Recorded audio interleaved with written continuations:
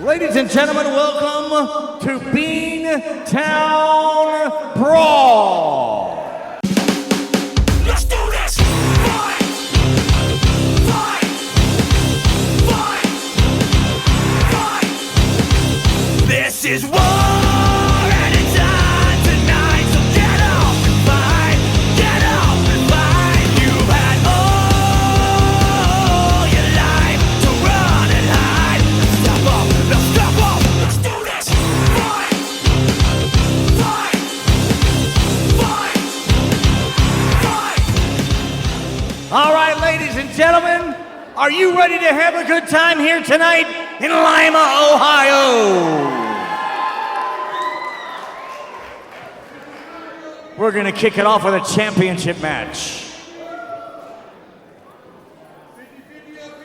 Welcome to a Beantown Brawl here tonight. Kick it off. 2026 in War Wrestling. Michael McCormick and Bryce T. and Bryce.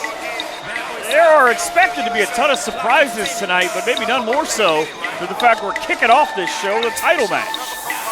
That is going to be a very huge matchup to start off with. We got Will the Thrill going up against the new War Wrestling Respect Champion, Brandon Fields. So folks, strap in, because here's the From man of the Lima, hour. Ohio, Like his the son says, it's going challenger, down.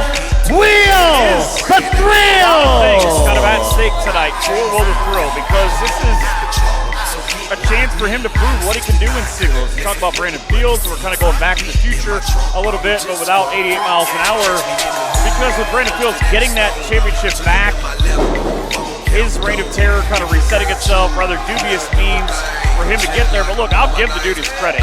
He worked his tail off to get that opportunity.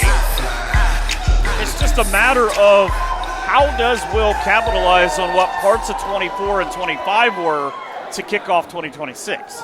Absolutely.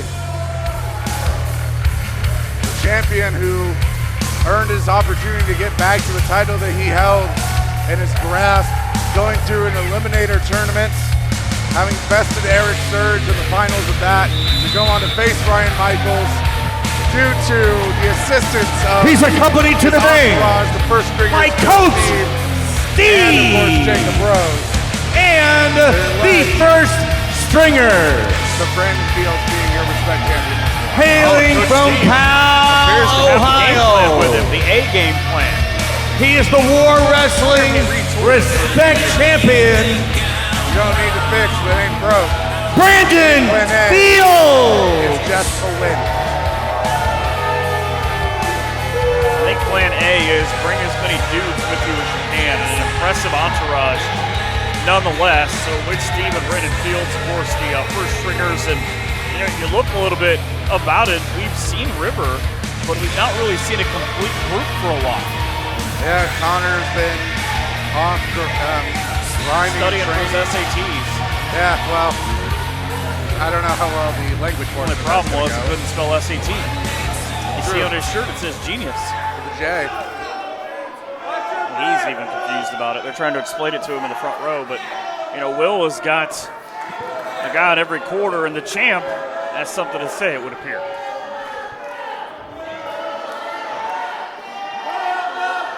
People in Lima not really thrilled about hearing it. They're usually not thrilled to see Brandon Fields at all. Let alone hear that whistle. All right.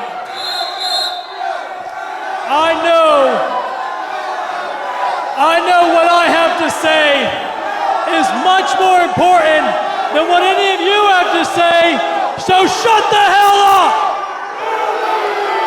Fields can't even get a word against this crowd. I'll be honest, we're sitting across the building from him, and I can't hear half of what he's saying. All right. We all know that Will the Thrill, you made a challenge for me tonight. Yeah, Will the Thrill laid out the challenge on social media for the title. And I'm here, I'm in my gear, so I have obviously no problem with wrestling you tonight. I feel like there's a I got no problem with embarrassing Lima's own Will the Thrill in Right front about of high school. Lima, Ohio itself.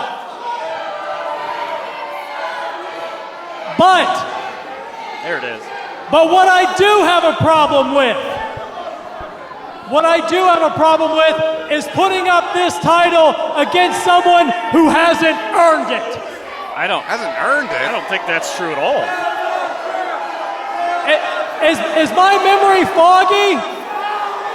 I don't remember Will the Thrill winning a #1 contenders match. Well, nearly everything else. I don't even remember him winning last month. Well, true. That was a So tag the team fact match. that Will the Thrill would get a shot at the War Wrestling, the War Respect Wrestling Championship, it doesn't seem very respectful to me. So, I'll tell you what, Will. I'll tell you what. You want your title shot? If you can beat me tonight, I would say that earns you a title shot. What kind of champion is that? But not for tonight. I mean, were it still Ryan Michaels, he'd have no problem with giving Will the Thrill a title shot right here, right now. That's because Ryan Michaels is a decent human being. Brandon Fields, not as much. So the belt being handed over, but apparently according to the edict of the champion, it is not on the line.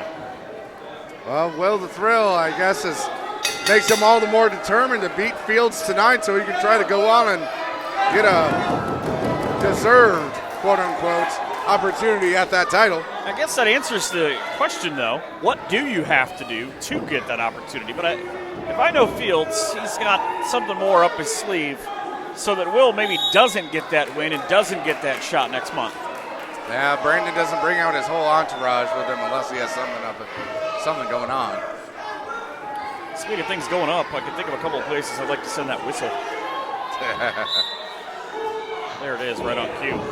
So right back into the lockup. And you know, this is a little bit similar as a tactician with Fields. And I said this before, I will never take anything away from him because Duke can flat out go in the ring. Kind of similar to Apollo. Apollo having held this same championship and respectfully for a long time took on guys like Fields, but both have that tremendous center of gravity and just kind of that knowledge of where they're at in the ring at all times, positioning. Absolutely. You don't get to call yourself the professional unless you are, as most of some people might not like to say it, he is kind of the cream of the crop when it comes to being a true technical wrestler. Will the Thrill, though, show that fire and spirit. There it is. There's the drop kick. Hit him with that Cable Road drop kick. Now go for the pin. One. That's probably not going to do it early enough. Will's going to have to mount a handful of offensive maneuvers, I think, for that to work. I know referee Derek didn't go to the same school that Connor Knox did, so I am confident in his abilities to count to 3.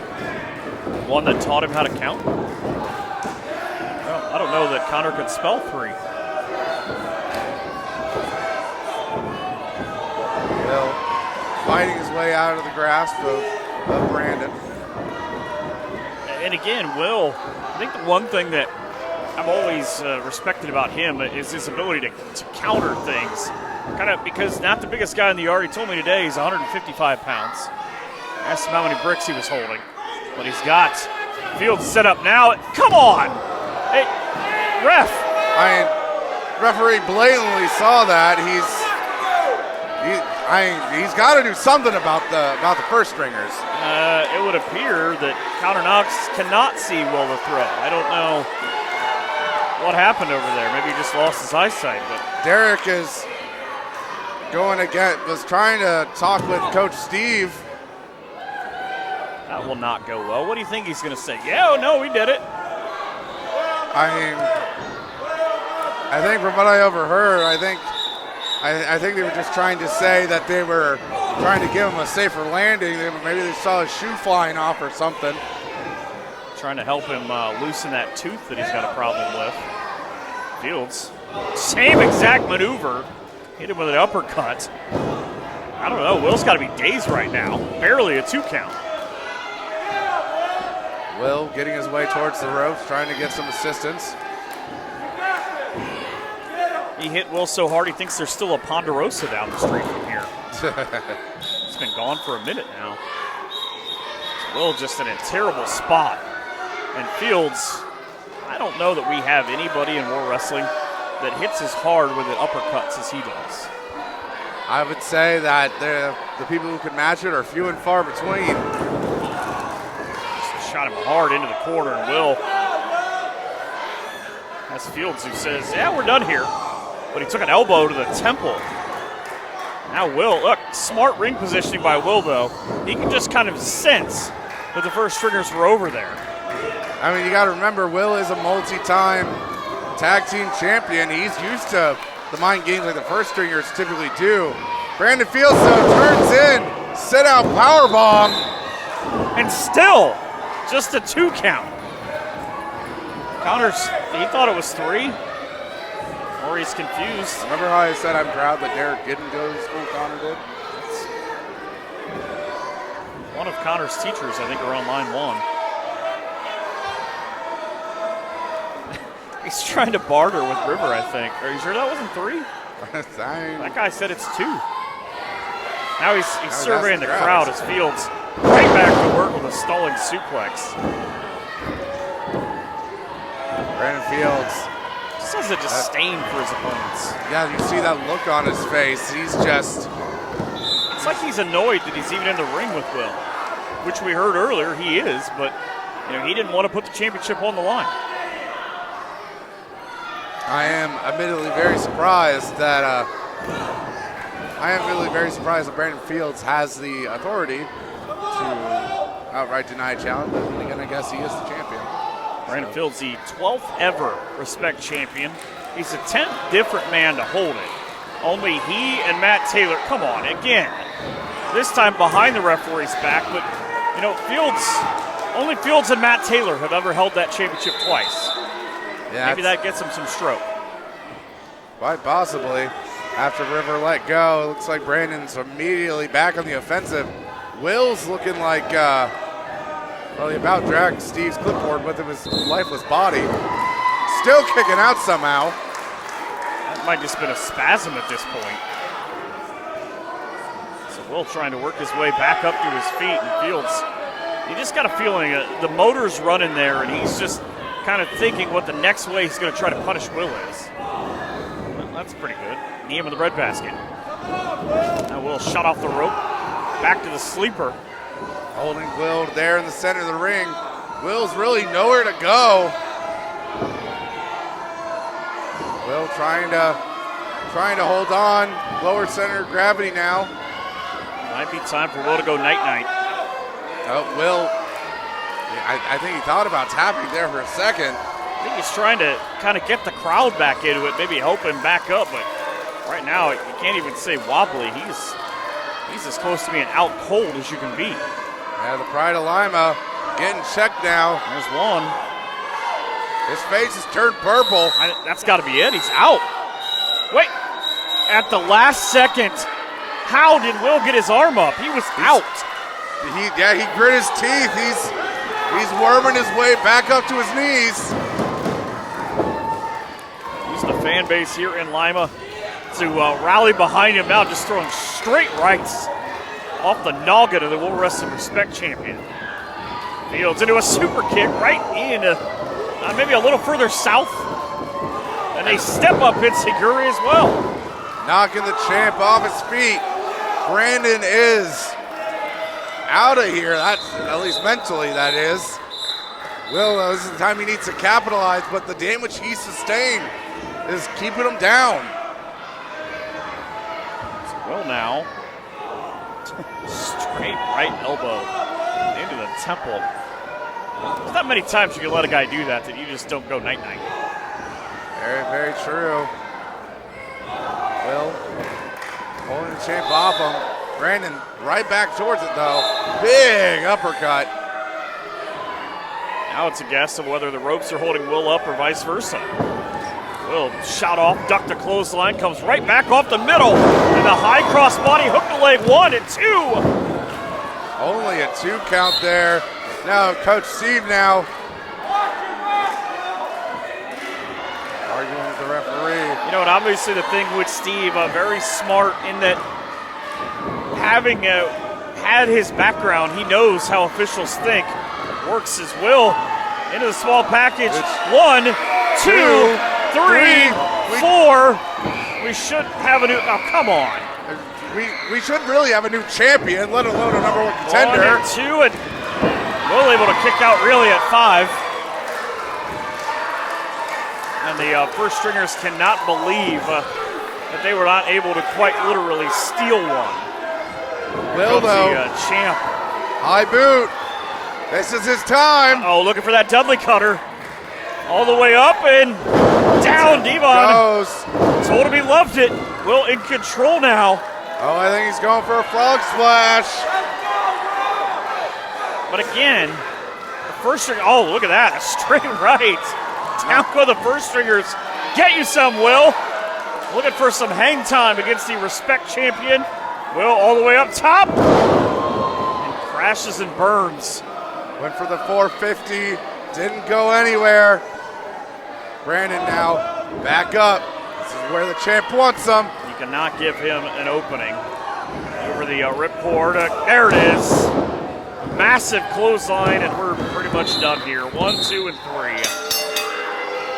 The Respect champion. Ladies and gentlemen, the winner of this match Goes on. He had to win a 4-way to get here. He had to win a Brandon contender match. Field. And it would appear he's not giving out title shots. I don't know what he's going to say to Will next month, because he's going to say, you didn't beat me, you don't deserve one. Well, be that as it may, all the same, at least tonight, history is going to record it as a victory here for the professional Brandon Fields. Folks, quite an interesting way to kick off Beantown Brawl. I can only imagine what's going to come up as the night proceeds, though. We have a lot of action scheduled and quite a few appearances as well. So everyone, stay with us. We're going to see what comes next.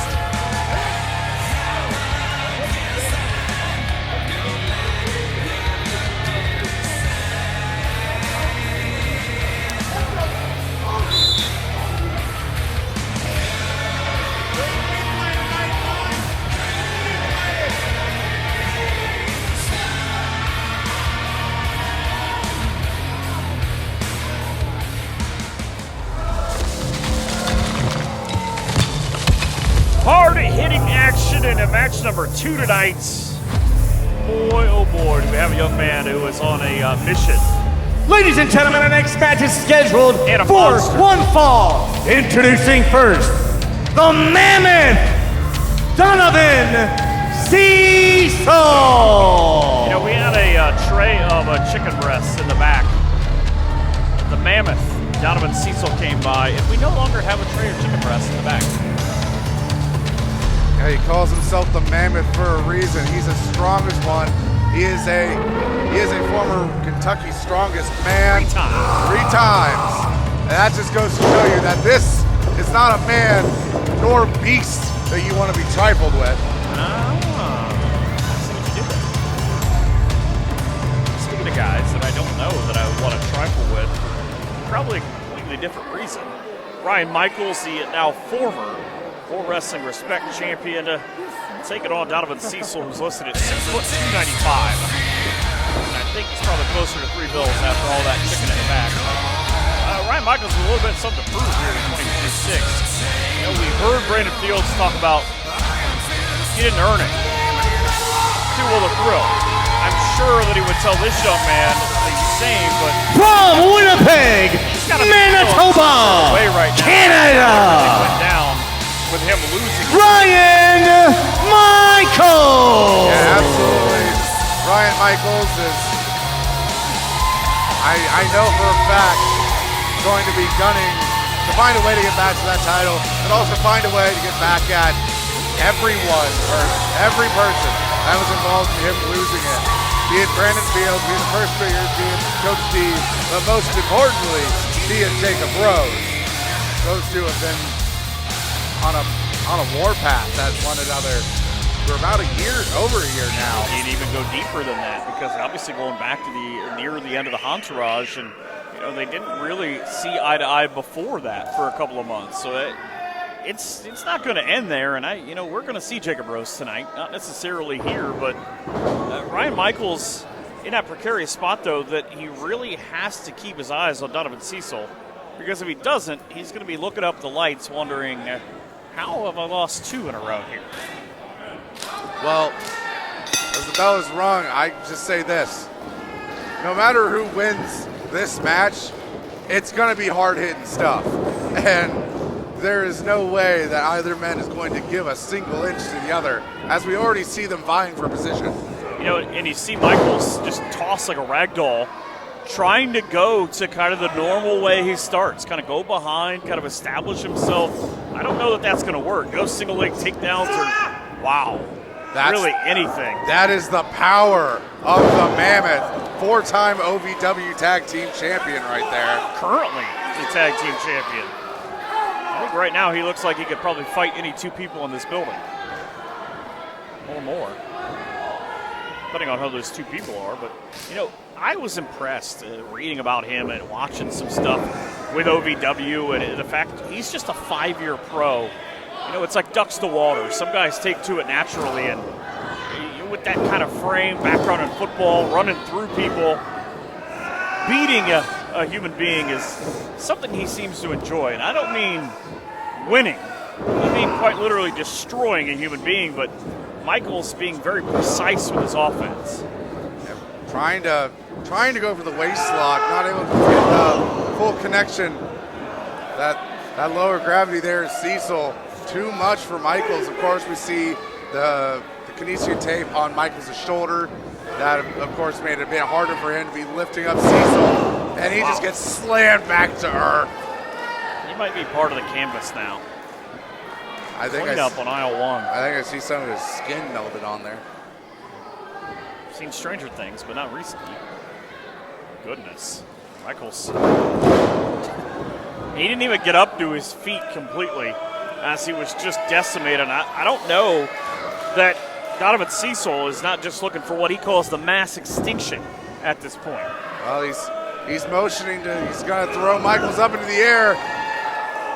And just look at that. Holding him there. That's a 200-pound man.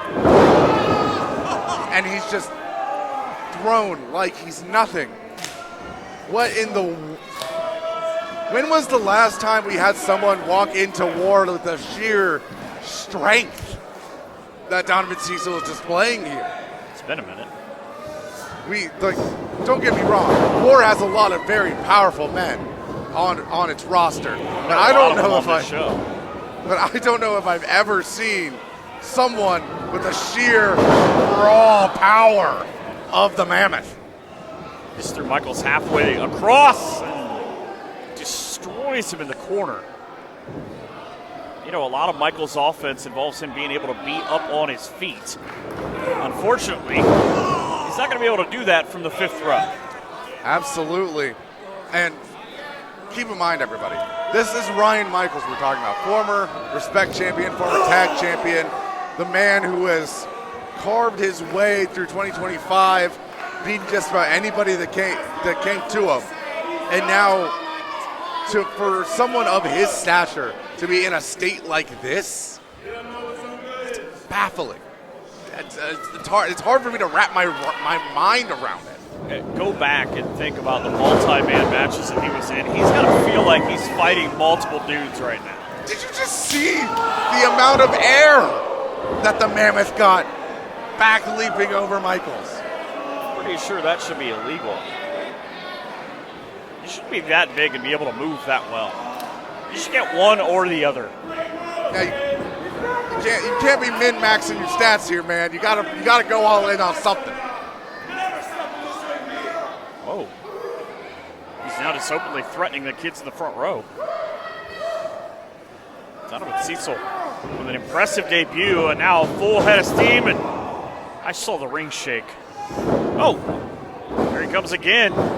Talk about the 4-point stance. And a spear in the corner. I'd be willing to bet you he played defensive tackle. I mean, we've seen we've seen what former football players have done here at War. Of course, our current champion, a whole lot of dudes, Crash, former linebacker himself.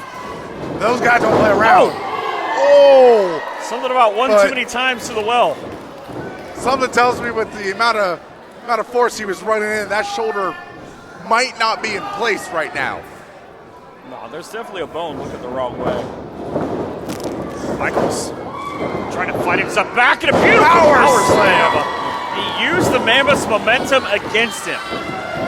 This is the opening that Michaels needed. The problem is, even with the assisted kinetic energy of the Mammoth, he's still not able to get right back up to his feet. What makes me wonder, though, is I'm just trying to figure out, goes back to that bulldog he tried earlier on, but how much is he going to be able to kind of go through setting up where he goes to the sharpshooter? Because look at the tree trunks. Yeah, I don't know if you're going to be able to maneuver those legs. Cross body. Michaels doesn't go to the top rope that often. Here he is having to do it out of necessity. Out of the second rope, and an elbow to the face. Normally kind of to the heart, but this time definitely more of the face. And again, well, he's going to try, like he said. Sharpshooter a Buick. The answer is you don't. I don't know if I could say. I don't know. I think Cecil's more of a Ford F-150 build of this size. You can pick any car pun you want. He's all of them together. Just attempted the pedigree, but smashed in the corner again. Now, what does Cecil look like? He was thinking about going up top. Oh, he is. Off the double jump. Just crushed the inside of Ryan Michaels. He just bounced. He just bounced off the ropes. Didn't climb up. Just jumped. He just springboarded from one rope to the other, and I'm not talking about vertically. He went sideways and back down, and you know, there is a theory out there about discretion being the better part of valor for Ryan Michaels. I don't know, man. You might just want to live to fight another day. Yeah, you might just want to call it. Michaels up and over. Nope. Michaels, of course, is never one to say die. That's for certain. I don't think he knows the meaning of the word. Just took the point of the elbow right across the face. Well, the Mammoth in action. Michaels trying to trip him up. Beautiful Hurricanrana. Right square in the middle. One, two, three, and he got it. How in the world? Ladies and gentlemen, the winner of this match, Ryan Michaels. Michaels with a win out of nowhere. Pulling a victory out of the jaws of defeat. Quite literally. The Frankensteiner was enough to give Michaels those precious 3 seconds that he needed. It stunned the Mammoth just long enough to get the victory here. But I will say, had that not happened, this would be a very different story. This was a matter of Michaels surviving this match. I don't, one, think that'll be the last we see of Donovan Cecil, and two, I'm not quite sure even Michaels believe he just won that match. Well, for everybody, I think before the building is knocked down in anger by Donovan Cecil, we need to cut away for a minute, so. I'm going to go hide. Yeah, boys. Oh, yeah. No way to follow the game plan tonight. Nothing better than working like a team, let me tell you. And let me tell you something. The days of free rides are done. The days of handouts are over. Anybody wants to come for this respect title, you're gonna need to earn it. There's no more of open challenges or any of that crap. War Wrestling is gonna have standards. The respect title is gonna have standards. Anybody who wants to come for me, gonna have to earn their spot. I'm not wrestling every single Joe Schmo in Ohio. I could, but it would waste a lot of time just to reestablish the fact that I am the very, very best. Right. Yeah, they gotta earn your respect, right? But we're not doing that. If you want me, if you want the respect title, I want you to prove you deserve to be here. Respect that.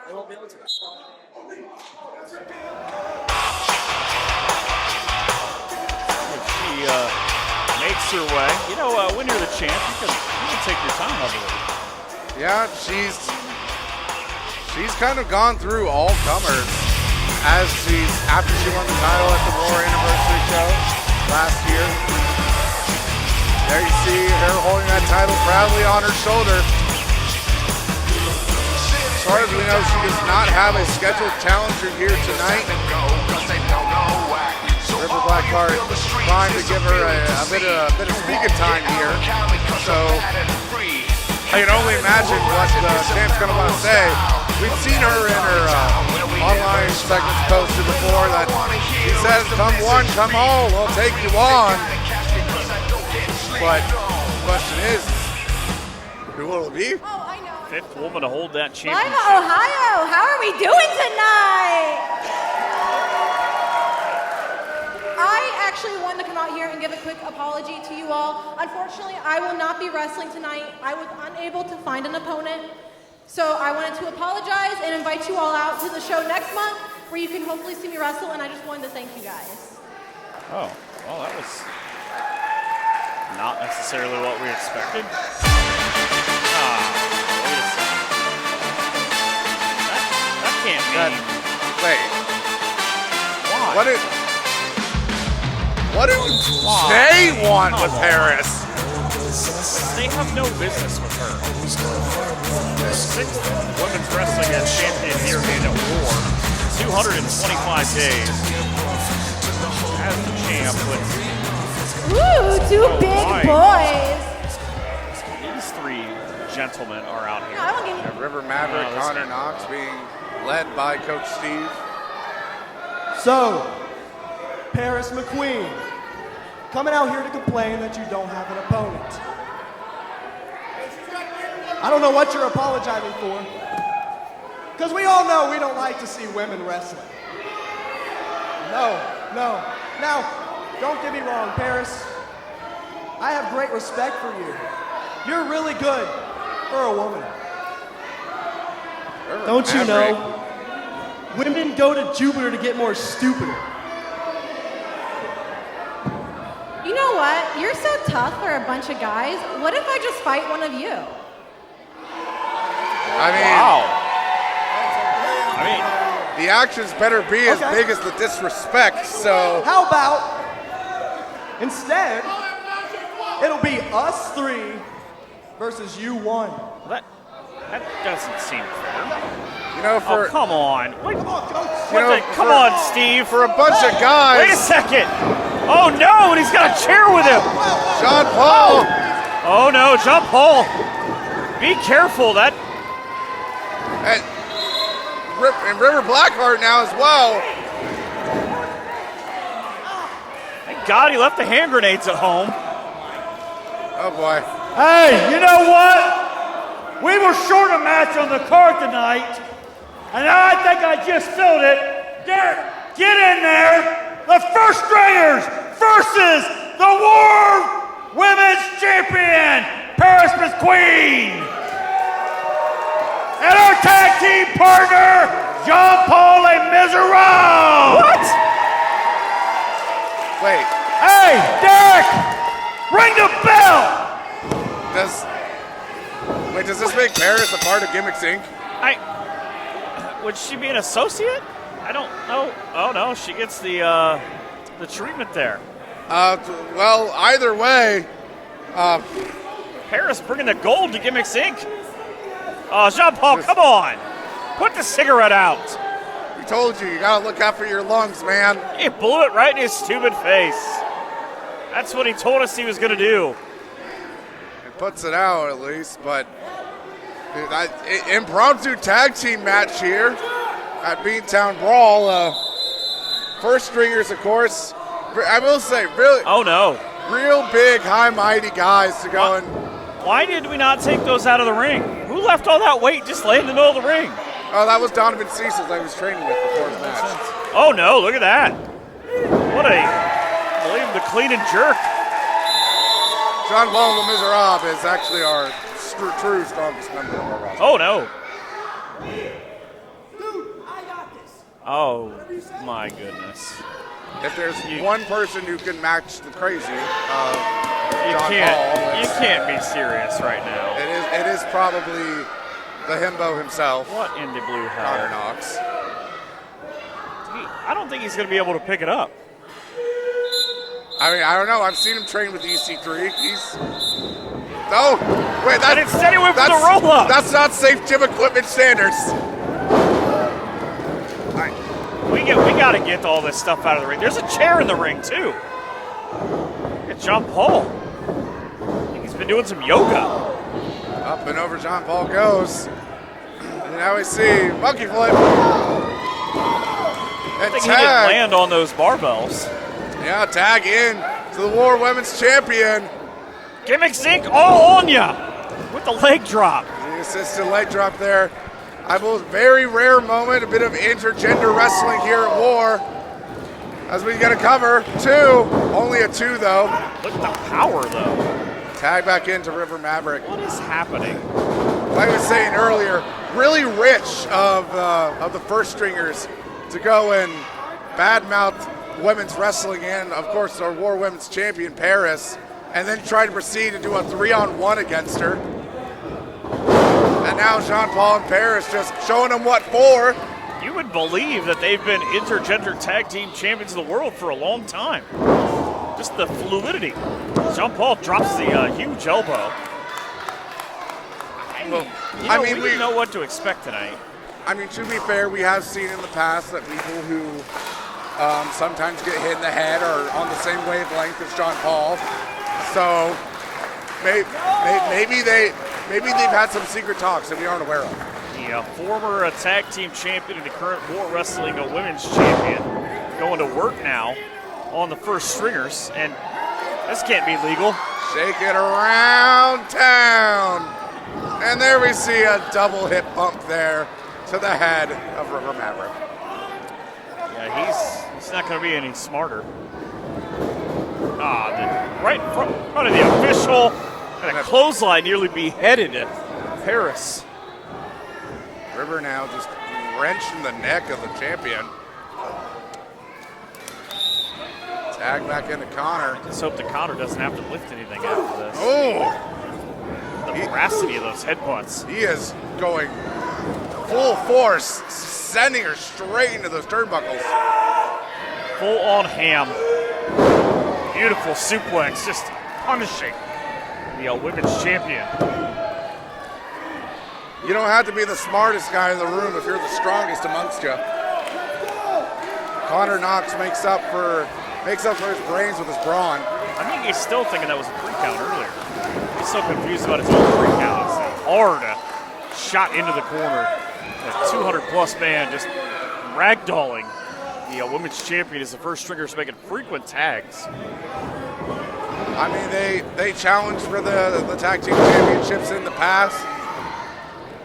They have been a very cohesive unit here at War. So Paris was able to kick out just in the nick of time. I don't know how much was instinct. Jean Paul leading to Chance as he's going back and forth on the opposite side. River, though, in control. And that's about the 4th time now that Paris has been suplexed. 1, just barely a 2 count. Connor is, I think, back to thinking that was 3. He screamed at River, "What are you doing?" I think beating the War Wrestling Women's Champion was the answer. Just to fight himself back. Now, oh, look at this. Just a straight deadlift. Paris from one corner to the other, still not in the neighborhood she would like to be. Jean Paul with the angry face. She needs to find her way somehow to get over to get that tag. She's been caught in the middle there for a while, but she's finding her way through. Oh, taken off back elbow. You know what stops your momentum? Being elbowed in the face. Yeah, I would definitely need a little bit of dental work after that. I don't know that she's not going to need a hospital. I don't know where she's at. I don't know that she knows where she's at. On her now. Got her in a choke. Paris. Stop yelling at me! Trying to find her way up. You don't need any of your help. Please do not help her. So River standing on the outside, just watching the Redwood go to work, the 23-year-old. Think about the guys, just the amount of stuff that he's had to have learned is Trey Miguel and CK3, completely different styles, but effective so far as River. What in the world are we witnessing? Looking for the assist. And the first stringers, they're going for the win if they hit it. Oh, on the drop, that's got to be 3. One, two, and somehow the breakup from the mastermind. Yep, Jean Paul able to jump over the refs and claw, get a bit of the eyes there of River Maverick, making him let go. So look at Maverick's ring positioning, though. Did Jean Paul just throw a lasso? I think he tried. Remember, I think he got that from Cowpoke Paul. Oh, that is true. One of his various Gimmick Kings members trying to pull in Paris, get that tag. Come on, you're right there. Just to the outside, and there we see a lung blower. Creates just enough separation. Here comes Jean Paul. Flying had his team on both of the first stringers. Now, just using his body as a battering ram. The mastermind going in wild style. Oh no. The suspenders are off. Somebody is about to pay for their sins. As Jean Paul says, lasso? Oh, wait a second. You lassoed Paris. He's going to run Paris to one side. And run her to the other. And Jean Paul in control. And we'll do it once, we'll do it twice. And then the lasso apparently just fell off, I think. Yeah, he let go. Oh! Face first. Oh, look at the awful positioning if you're River. Here's and the 619 on the way. Paris neck breaker to beauty. That is all. The double pin, unorthodox. Yes. Effective. Absolutely. Yes. Ladies and gentlemen, the winners of this match. Absolutely. Jean Paul, Les Miserables. Maybe and this is hard to say. Women's champion, tag team we've ever had. Jheras McQueen. Combination with the victory. We've seen quite the interesting set of pair of tag partners for Jean Paul. This is not one I had on my list. And a slap to the face of Connor Knox for good measure. Should have got Coach Steve on the way out. Folks, my spirit feels fulfilled. I hope yours does too. Stick with us though, because we have even more coming to you.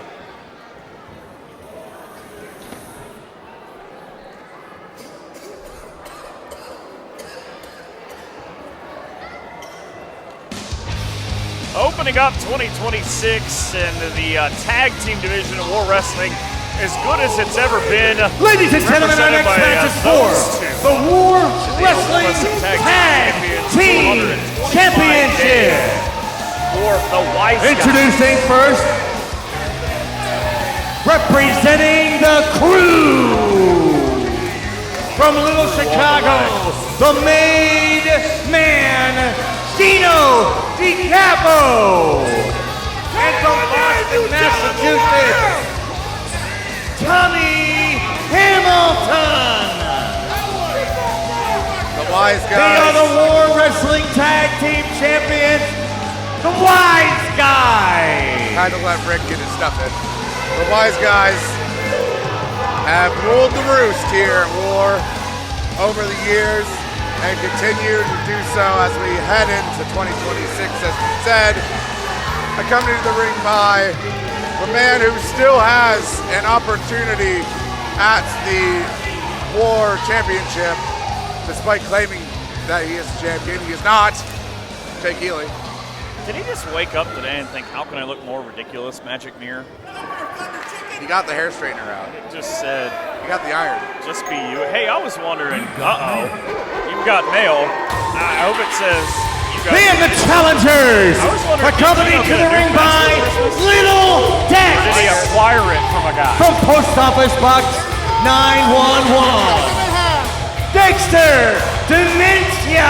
Very first Sam Tag Team Champions. Lickens. Stamp Lickens and Dexter Dementia. They were the first ever War Wrestling See, I told Tag Team Champions. the Hall of Famers. Delivery And Inc. Delivery Inc., made the return a couple of months ago, immediately put themselves in the title conversation by, helping these guys and the Wiseguys become a tag team champions with that bring everybody match with Gimmick Inc. But, it's kind of everything they've done since then that has been rather perplexing, to be honest. They said, we're not here for War Wrestling. We don't care about the fans. This round is for us.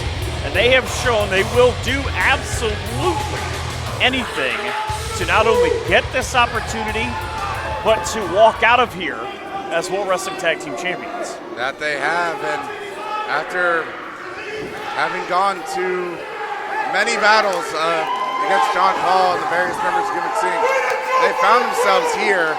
It was last month that Gino and Tommy put out the challenge to the first ever Tag Team Champions and said, hey, you want some?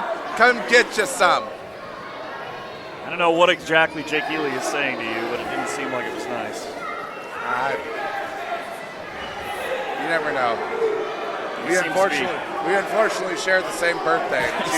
That's just terrible. It's usually accompanied by the message going, hello, worst birthday person. No, you're the worst birthday person. I share a birthday with Tom Cruise, so I totally get it. So this is, again, all the matches tonight have an interesting quality to them, and that they have one or two guys that just really do not like one another. But as I said, Delivery Inc. doesn't like anybody right now, and of course, the crew on the other side, they hate everyone that's not them. This is true. Dexter Dementia and Gino Capo starting us off. Talk about experience. Dexter gets you with that elbow, you just disappear as a human being. He sent you to the upside down world, I think, is where that goes. Like he's a Duffer brother. Except for much more liked, I think. That's true. I think there's other problems with those guys. But Gino Capo, not a guy who, as he says, is a nerd who has time for things like the Netflix. Well, let's see if Delivery Inc. can cancel the title run of the crew, just like the Duffer Brothers got their next show canceled. There's not a 9th episode? Wait a second. Twitter will be mad. Oh, come on, Gino. You're better than that. He does have very nice hair, I gotta say. You don't want to mess with it. Two-time Ohio Heritage Champion, two-time World Wrestling Tag Team Champion in OVW and here in War. But I have to ask him, is there going to be a bird flies out of that beard that he's got going on there? It's a hell of a nest. Straight rights to Dexter Dementia. Dexter. Turn it around. That was right across the face. Have you seen Gino destroyed with a short arm clothesline? And he just spanked him. Slapped a stamp on him. That could be. I think you're going to need a lot more of them, knowing what postage costs nowadays. Who sends letters, honestly? Oh, those guys. Yeah. Just brutalizing Gino. Tommy tried to make the tag, but he couldn't get there. Twice. Delivery Inc. just told Gino time to return you to sender. Gino with a hell of an uppercut. Just rocked Stamp Lickage, and I caught him in the side of the face. Oh my goodness! That might be the biggest arm drag we've ever had. Yeah, Tommy Hamilton is no small fry, that's for certain. How do you take a guy out of the realm of being able to punch you in the face or slam you? Just dislodge his shoulder. If it works, it works. Just think of the amount of teams over the years that this team and Deliver Inc., as we're going a little bit of old school, all the way up, and this is up into the lights for Stamp. Dropped him out right on the arm, going the wrong way, and on the face. But the amount of teams that have come across Delivery Inc. over the years, whether it's teams like the Michigan Invasion or it's teams like these guys, they've all felt that little brother action. 1, 2, the Soul Shooters, teams like that. Yeah. You know, War Wrestling Tag Team Hall of Famers that have been in the ring. But I think the difference between a lot of those guys and these two gentlemen is these guys have said repeatedly, we don't care about history, McCormick. We care about tonight and us hitting the big window and asking for the big check. And they'll do anything to get there. Yeah, they, like we said before, they've proven it such. The past 7, 8 months now have all just been explicitly that. 225 days for these guys. And the crew, you might notice, kind of conspicuous by his absence again, Jimmy Shane. I don't know if he's still barred from the building. I'm pretty sure he is still suspended from War. Full head of stew. Wasn't as much of a back elbow as it was a back Tommy, right, or back Gino rather, as he goes for the cover. 1, 2. Dexter able to kick out there. Get that boot out there, he says. Get them nice size 13s. You think it's 13? I think it's probably closer to 20. That dude's got just skis for feet. I think you make that case for all 4 of them, really. Oh! Gino with a full head of steam the other way, and here he comes. Yeah, take off lickage before he could potentially factor in. Double cartwheel. And a meet in the middle. I mean, that might be all. 1, 2. I think after last month's match against the hard way, Dalton McKenzie and Jack Vaughn, Gino and Tommy said, all right, we gotta up our sportsmanship. We gotta show off how good we are. Gonna get completely reading the same page out of that book. The Delivery Inc. again sort of put this whole thing in motion back in May. It's not gonna be easy to slam Dexter. He is a pretty beefy boy.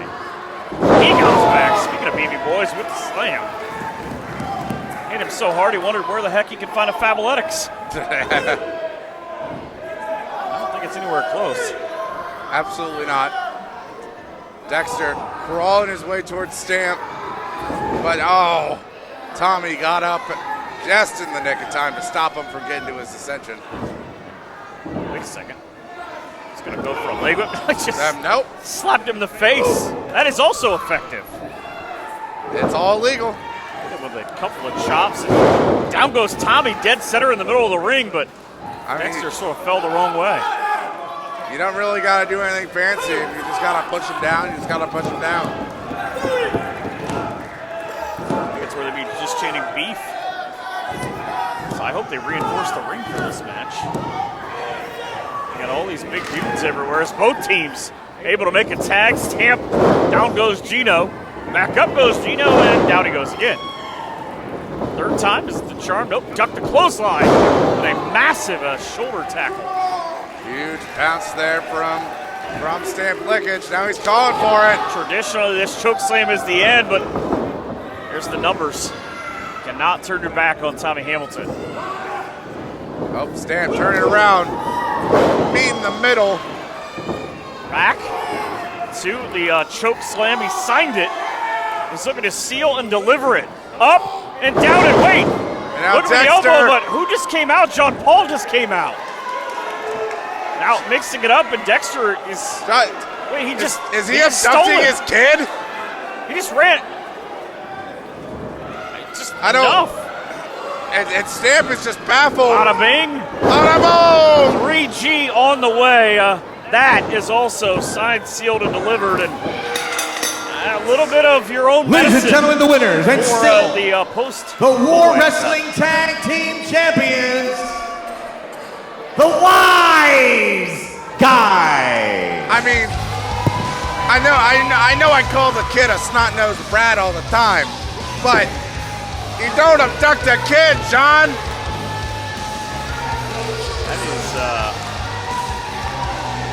That is a shocking end to that match. I'll be totally honest with you. I am kind of looking at it. You said it earlier on. It doesn't matter what you say. The history book is going to show and still, but I don't even know if those guys know how they got that way. I think they're celebrating, but I think they are as equally confused as we are. I mean, especially after what we saw Jean Paul and Paris doing. What in the world is Jean Paul thinking? Is he thinking? That might be a bigger part now.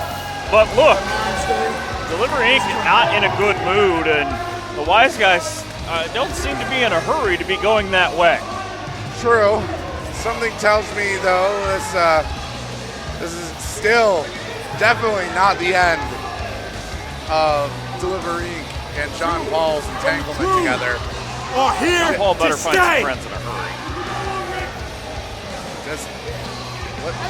What's Jake Healy demanding? You want Jake to say they're the... Oh, no. I'll just do your job, Rick, because obviously you can't do it. So I'll just take care of that for you right here, right now. Everybody give it up for your tag team champions. Yeah, absolutely. Everybody give it up for the crew, baby.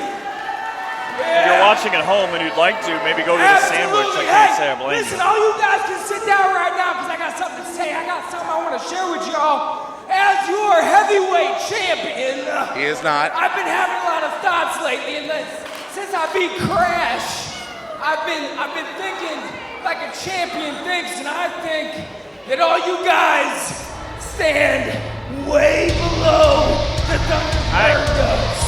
Well, say his Did he name. suffer a head injury recently? I was talking. I don't think I was this is going to talking. end how he You can walk backstage there, ball man, because I was Hey, talking. not only are you short in stature, but you're also a mental midget. Shut up! Everybody knows you cannot win a title on a count out, you dumbass! I am your heavyweight champion! Not a count out against a man who I'm gonna wasn't tell you there. what you did. You're also not a heavyweight. Since you was a You're a jackass about it, I brought a ref out and made him ring the bell and did a 10 count and rung the bell again. That was your title shot, buddy. You don't get a title shot now. You don't win the title on a count out. That was my title shot and I won! I won! I'm your heavyweight champion! Down. I beat Crash! Hey, calm down, Stuart Little, and listen. I don't think he knows how this works. That's what I was going to do. But Crash Jackson's here. What? I'm being the honorable, defending champion that he is. He's going to give you a title shot. I'll let Crash tell you. Uh-oh. It was last month at Winter Wars. We were originally going to see these two have their championship match. Unfortunately, due to an injury, Crash was not able to be there. But now, Jake Healy's getting what he asked for. Because here's a whole lot of You're holding news. my belt! But look at that. That's my belt. Even the tag team I champions beat ducked you! out of the ring. And there's I two beat of you! them. You didn't show up! I beat you! That is my belt! If I was you, I would get in the back and get ready because you guys are the main event tonight. That is massive news. Folks, you heard it here first. Wiseguys, go get him some juice, cookies, whatever he needs beforehand. Get him some juice boxes and a cookie? Is that what he told him? WLD Crash, whole lot of dude going against the Thunderbird, Jake Healy in our main event tonight. Beantown Brawl just got a whole lot more interesting.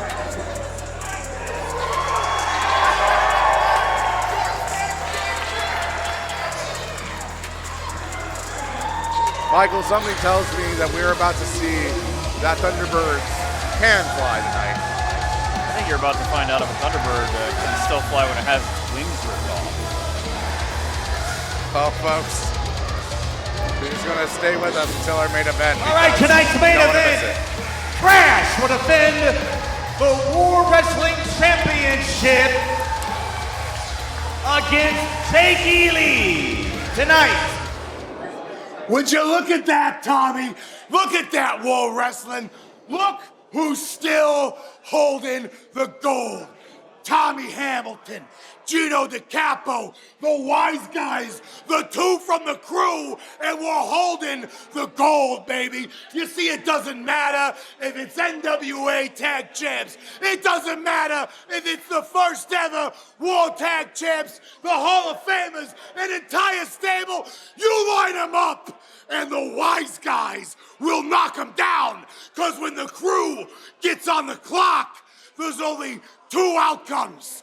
You sleeping with the fishes, and the crew throwing them back at the end of the night, baby. And if you got a problem with that, then step up to the plate and take a swing at the champs. Because when it's all said and done, you are gonna be sleeping with the fishes.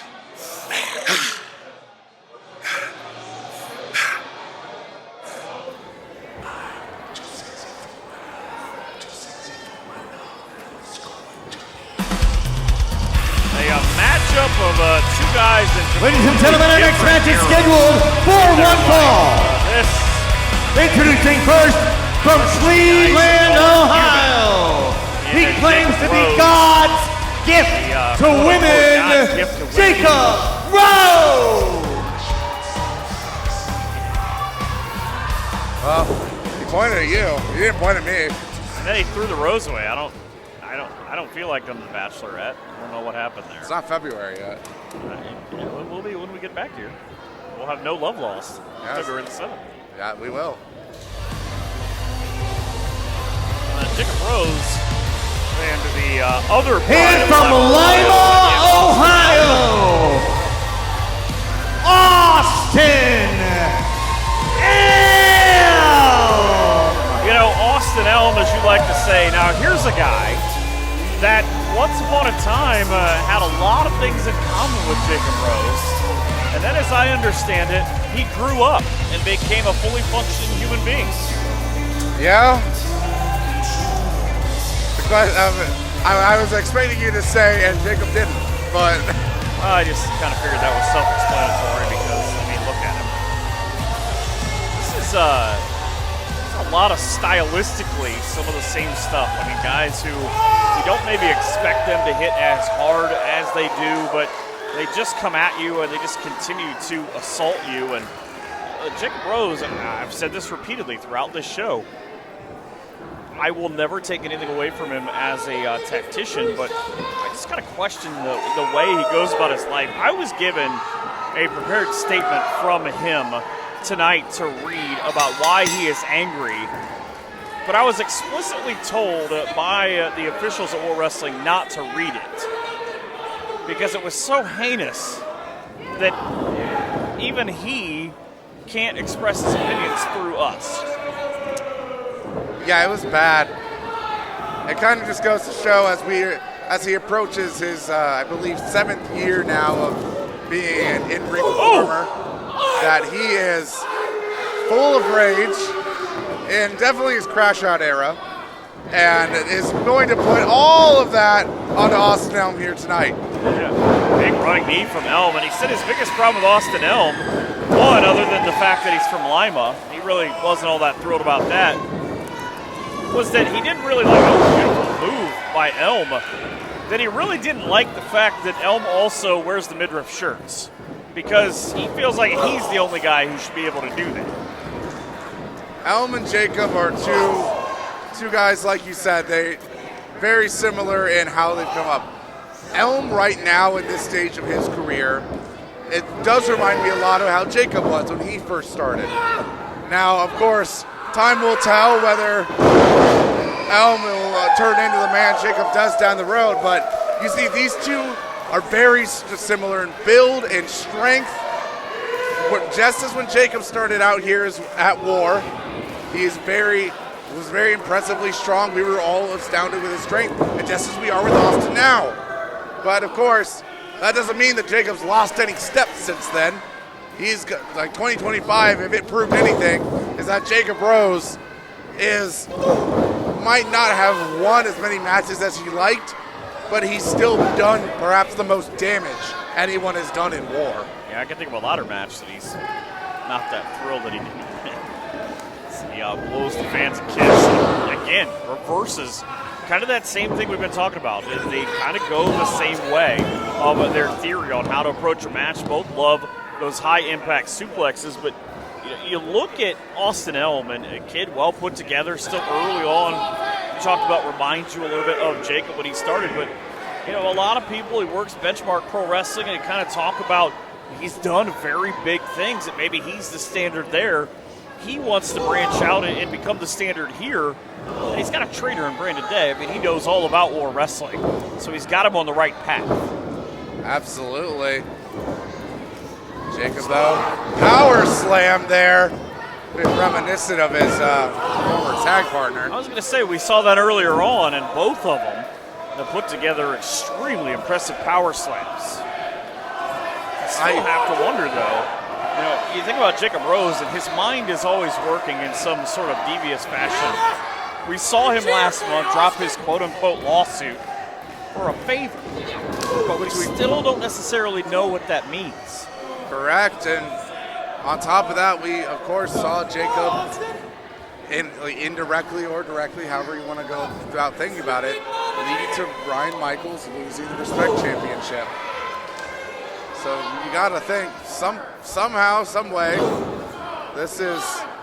maybe this match right now is simply just Jacob taking out all his frustrations. Of course, one thing I am able to repeat from Jacob Rose's mouth that management did allow is he said, wait a second, you're making me fight the pre-show guy, which, not to disparage Austin Elm, he is a very, very talented young man, but that just goes to show you how Jacob Rose is, he feels that this match was almost a sign of disrespect to him. Which also seems to forget, though, that he was once quote-unquote pre-show guy. And also, tonight's quote-unquote pre-show guy was him once upon a time. Oh, wait, Apollo Star. Yeah, that just goes to show you that every spot on a card is very valuable to have. And two, maybe you need to look in the mirror a little, buddy. Maybe you need to visit Humble Land one more time. I don't think Nick Hahn is around to do that. Oh, wait, it was Nick Hahn? Massive clothesline, though.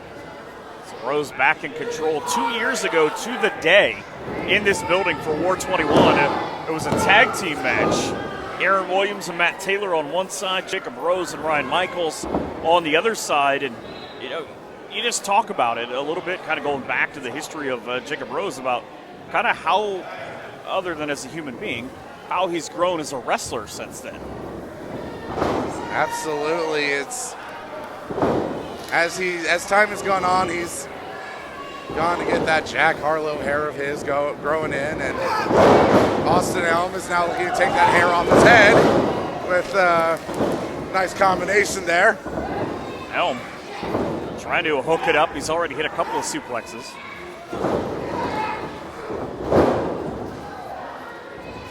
Rose, I thought he was going neck breaker. Man, he's used a ton of moves. His Elm up to the second rope with a high cross body. 1, 2. Somehow, Rose able to slip out the back door. Jacob Rose, it should be stated, is also a multi-time heavyweight champion across the Midwest. He's gone against guys from all sorts of stages of their career. He's certainly no stranger to someone like Elm. But right now, when you're going against someone who's so early on in the stages of their development as a wrestler, we talked about this earlier in our pre-show match with Apollo and TJ. You never quite know what's going to happen there because you have so much less to work with. But Jacob Rose right now, I think, is more focused on... I think he was telling him how great he is. Just straight rights, though. How do you beat a bully? Just punch him in the face. Remember, kids, it doesn't matter what your school administrators say, you do punch back. Do not take that as legal advice. I do not take any of the following of our stances on that. Beautiful German by Rose. Elm, I'm not quite sure. He doesn't think he's on Elm Street. It's not that far from here. Come on, Austin! Oh, boy. This is not anything that we anticipated in there. Here comes the man who should still be the respect champion. Elm hooks the tights. 1, 2, 3, and he got him. Ladies and gentlemen, the winner of this match, Austin Elm! How does it feel to be beat by the pre-show guy?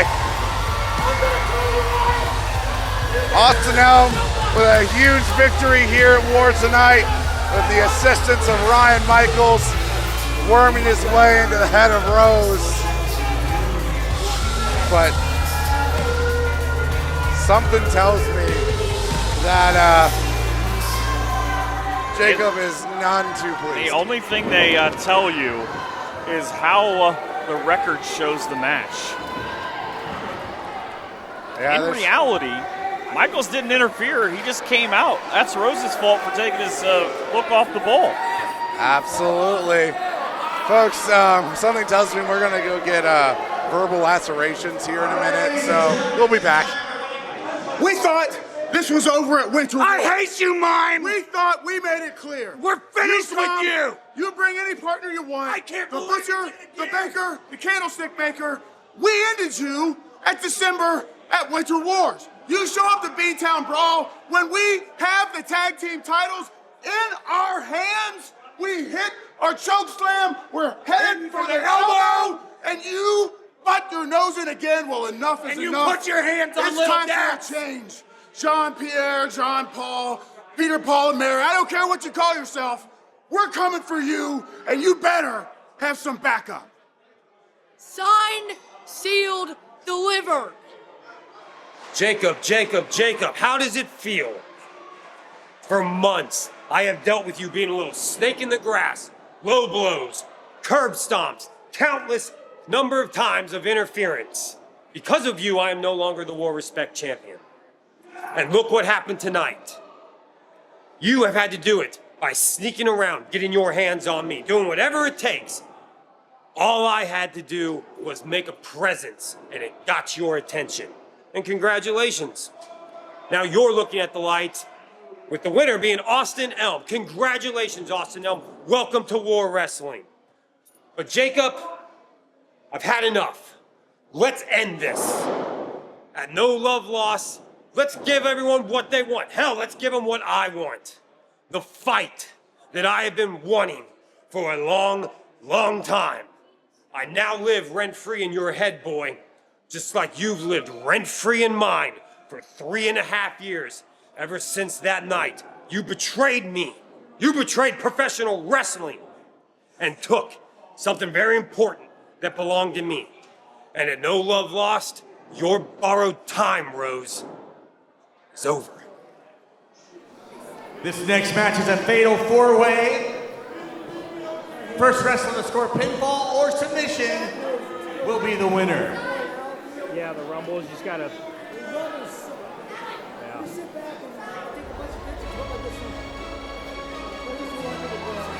We have had a ton of fun here tonight, a lot of violence, but a matchup that, I'll be honest with you, Bryce, I'm not exactly sure how this is going to go because the four competitors in this from match Boston, Massachusetts, could not possibly he is be the more drastically different. Absolutely. Simply astonishing Ashton Adonis.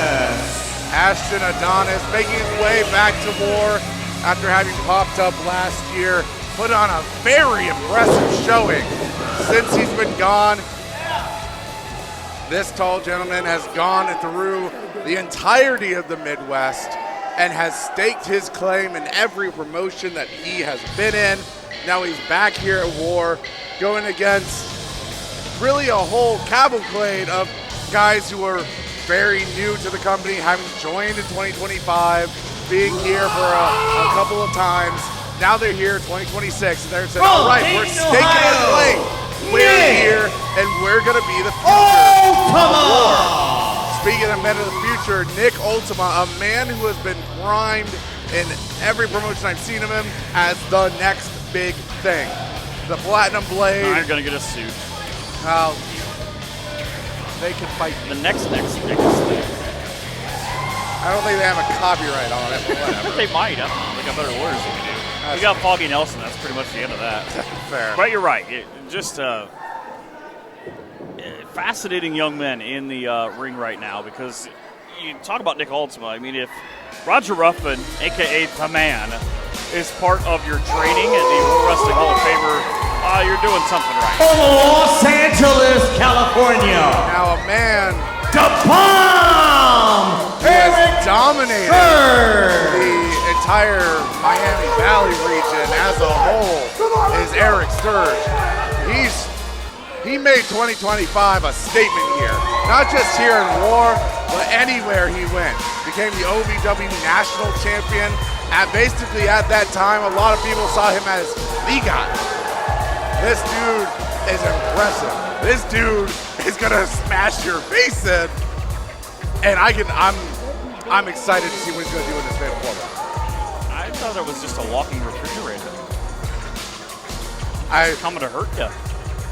You know, and you look at it and you see two gentlemen across the ring from each other, Erik Sturge and Ashton Adonis. I mean, they have OVW obviously in common, and it's not the first time that they have crossed paths, but you know, Nick Ultima might be a little bit of a wild card with these three. You see him all over, but maybe the guy we're most familiar with of this group, another OVW stalwart, a 19-year veteran contested in our the fatal Arkansas four-way. Roughneck, the From Erector, Shotgun, Arkansas. and Tony Gunn. And Shotgun. I was very Tony impressed the first time that we saw him here. Remember, as part of that open challenge, and I don't know that there's a favorite. I mean, Erik Sturge just based on sheer size, power, and brute force, but I don't know. You wouldn't put money on this guy. Yeah, Tony Gunn has won gold. Not just won gold. He's won every bit of gold in every promotion he's worked for. And that's what happens when you're a 19-year veteran. It is a very interesting mismatch here. Oh right out the gate, distracting Nick Ultima. I'm not even sure what exactly tossed him. Is that Nick. Is that his phone? Was that his wallet? Was that Nick's wallet? Well, whoever's it was, it's been handed to Rick Toms. And so now that Ultima has been factored out for now, I think Ashton and Erik are both just like, okay. Housekeeping. Tony and Ashton now are like, let's take out the big man. Puddle over there in the corner. Nick Ultima is going to be feeling that next week. I don't know about that one, Tony Gunn. Tony Gunn's a very, very powerful individual, but I don't know. You have enough power to lift up Erik Sturge on your shoulders right out of the gates. You know, I don't really know. You know, I think about Nick Ultima. Yeah, he just got his bell rung. You know, he got knocked out like it's Friday. But I don't know. It's the overall worst thing. He was going to take punishment no matter what in this matchup, as we just saw Erik Sturge just dealing it out. But I don't know that he's not taking a siesta. Well, that was like you mentioned puddles before. That wasn't even Erik intentionally doing anything. That was him just running into Tony and knocked him unconscious. Ashton Adonis right now is trying to think, how do we get back to Massachusetts and just get the heck out of here? A rake of the eyes. But look at his positioning, the way he's able to turn himself. Joe never saw it. Absolutely. Then again, in a match like this, I mean, you kind of do just about anything you want. Ashton Adonis was compared in every promotion that you can think of that has three letters. Whether it's CIW or he got smashed. Here, he's the heavyweight champion, OVW, Ring of Honor, AEW, but he's just a 2-year pro. With the massive knees everywhere. Everybody has just figured out it's the roll-up attempt to win the match. But everybody's figured out, how do you take Erik Sturge down? You just knee him in the face. And take him out like a redwood. Take out his legs. But right now, this is something I was wanting to touch on a little bit ago. This is also a very interesting matchup that you just touched on, is the experience levels that everyone's had in this matchup. My! So over to the German? My brain couldn't really wrap my head around what I just witnessed. I was just trying to think Nico Ultima is alive. Yeah, we have Ashton Adonis, as you said, 2-year pro. Erik Surge, I believe, is 5 years, if I'm correct. If that. And you have Nick Ultima, who's also in that 2 to 3 year range. And compared to Tony Gunn, who has more years than all of them combined. This is going to be a very interesting matchup of which one's going to come out on top? Is it going to be old school mentality, or is it going to be new age styles? Or just straight brutality. Well, so far that's going to be the case no matter what. Oh, look at that. What a way to flip that off of a springboard. Piranha, Tony ducking out of the way of the round kick. It's probably a good idea on his part. Nick Ultima is a very trained striker. He is, as some people like to say, very educated feet. Erik Surge said, all right, bye-bye. Also, one half of a very accomplished tag team is Nick Ultima as part of the Ohio Ronin. Ultima said, come get you some. I don't know if this is smart. He's got his fighting stance prepared. And hey, he saw what Tony and Ashton did earlier, but Erik is not having any of it. Eventually the tree fights back. Miss on that snap clothesline. Ultima backing up. Look at that. Send the big man all the way across the ring. You can see, though, look at Ultima's chest. Yeah, he is red. He is rhymed and red. Effective. Can't get a guy with a fancy move that you can't pronounce, just run him over. I believe that is the Erik Surge style of violence. When you are built like a truck like Erik Surge is, you can do that. Tony Gunn, though. There's the veteran thing you were talking about. Yeah, veering the truck off the road. Treated him like an ice road trucker. Just gave him nowhere to go like it was March. So now what is Ultima thinking? He's got Tony Gunn, but he's a long way to get to him. Is Gunn. Had plenty of time to prepare for that shoulder. It's an unorthodox way to do that. Most guys will go their right arm across the back of the neck, but look at kind of the extra pressure. Use the right arm to hold on, the left to drive it down through, and that's just one of those things that you learn when you are an in-ring competitor veteran. A high knee sent him all the way across. 1, 2, and 3. Joe says 2. Nick Ultima is a tenacious guy, that's for sure. And you win the OVW heavyweight title 4 times. You're probably a guy who can get things done. That is exactly what Tony Gunn has done, and he's won every promotion title down there, which is really saying something because the OVW scene in the last 10 years, obviously historically, with the guys that we've seen come through, and 3 of them in the ring, 2 in the ring, 1 on the floor right now, has been impressive. And of course, we saw Jack Vaughn return last month, former Respect champion. Tony Gunn looking for a kill shot. Nick sliding out the back. We've mentioned this a lot tonight. When you're going against a guy who is as experienced as Tony is, that means you have a lot more opportunities to study tape. Ashton Adonis with a version of a spine buster. Sitting with a knee square in the jaw. This might be the end of the match. Beautiful stalling suplex. Ashton Adonis is combination. Stopped there by Surge. Quick like cat. That's a 300-pound man, by the way, rolling his way in there. He's 30 years old. He talked about him not having a ton of years. He's got 3. Trained by a real monster, the guy we saw at one of the anniversary shows a couple years ago the last time, Congo Kong. Oh, Ashton, he knew what was coming. He stopped Erik in his tracks, but meaty headbutt there. The 7-10 split. The split, by the way, might be his collarbone. Erik, primed and ready. Oh, high knee there. Caught just enough of it. Adonis looking for the springboard. Oh, got him right in the face. The big man flat on his back. Ashton, he is running like a freight train. taking off his knee pad. I think he's ready to take Surge out for good. We're going to be astonishing. On the way, though, Nick Ultima took him out. Ultima just fighting himself back. There's those kicks I was talking about before, taking out the sides. He got Erik Surge, too. Ultima. Speaking of ultimate, the ultimate, oh, wow. Right on the top of the head. Ultima just turned around a little too slowly. Tony got him right where he wanted him. We'll talk about pick your spots and opportunities. Tony Gunn is the master of a quick strike offense where you go, wait, he wasn't even in the ring. Yeah, he doesn't seem to care. Full head of steam, and everybody is eating clotheslines and spears.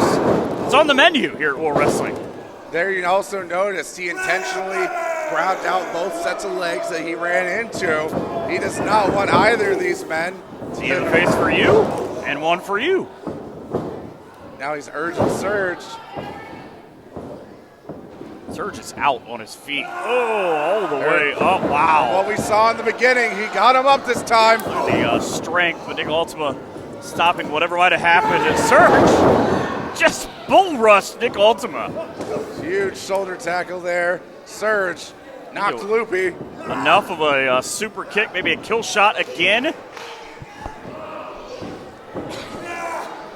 Up on the shoulders, down he goes. Big man again, flat out on his back. Adonis trying to figure out what's going on. Oh. Hey, and that exposed knee straight across the chin. Tony Gunn definitely feeling it. Gunn in a world of trouble. Hit him a little blue thunder. 1, 2, and 3. No. That was 2.999 right there. I don't know how many nines you can put behind it, but I think every single one. So Adonis going back to work. You got to feel he's in charge right now. This has been an absolutely voracious affair. You guys should be thanking me for being here. This will be his second matchup here. I did not give the War fans a chance to like him. Just told him they should thank him for being here. But he's got big wins. Beat Elijah Burke, the Pope. Yeah. He's pretty good. Beat him. And then last year he beat Trey Miguel. You beat Trey Miguel at any point. Doesn't matter how you do it. That's an impressive win. See, when we first saw Ashton Adonis, he was a much kinder fellow. Humbler. Yes. In his initial appearance, ever since he joined the OVW roster, he seems to have maybe let a little bit of that television steam. But he's not even a 3-year pro, though. Oh, Surge is going to give him a rough landing. And the powerbomb suplex. All right, well. Okay, there you see those two just got flattened like a bug. Nick Ultima. Ultima up top. Drop kick. Yes, please. And everybody's down. Joe's trying to figure out what happened. This was like what it was when I refereed the Last Supper. Just a missile drop kick there into Erik Surge. Send him all the way into the month of June. He might have kicked him so hard he thinks he's still OVW National Champion. So wait a minute, I haven't fought Big Zo yet. Ultima, Ashton and Adonis trying to work their way back up to their feet. Meanwhile, we're just trading haymakers. Everybody gets one. And you get a haymaker, and you get a haymaker. You all get haymakers. We have had seasons beatings before, but that usually took place more around the holidays. This is a straight-up definition of Beantown Brawl. Oh! Erik Surge with a cinder block. Tony Gunn. Double headbutt? What is happening? Everybody, how did Surge get back up? And then there were two. Straight rights to the temple of Adonis, who comes back with a knee. Adonis pulls the big man out, and again, going back to what you said, then there were two. As Ultima now back-to-back with Tony Gunn. Gunn with a swing and a miss. Adonis on the outside, but it's Ultima in charge until he's not. Tony Gunn up on the shoulder. Went for the kill shot, missed it. There it is. This has to be it. He is lights out. 1, 2, 3. Got him. Nick Ultima. Ladies and gentlemen, the winner of this match, Nick Ultima. Erik Surge and Ashton Adonis were too distracted with one another. It gave Nick Ultima the perfect opportunity he needed. He just had to get that one round kick straight to the point of the chin. And Tony Gunn was taken out back. Two guys with a history with one another, and Adonis and Surge let that get in the way of the overall goal, and it cost them. Impressive win for Nick Ultima. Nice. It's a handshake. Nice sign of respect there from Erik Surge. Oh, one of them. Adonis said, I'm going to talk to Slick Rick about some music. I'm out of here. Now, surely, when you manage to defeat 3 other men like that, you got to think Nick Ultima now is something in line for some sort of reward here in War. Yeah, he'll probably be the next guy Brandon will put his belt on the line against.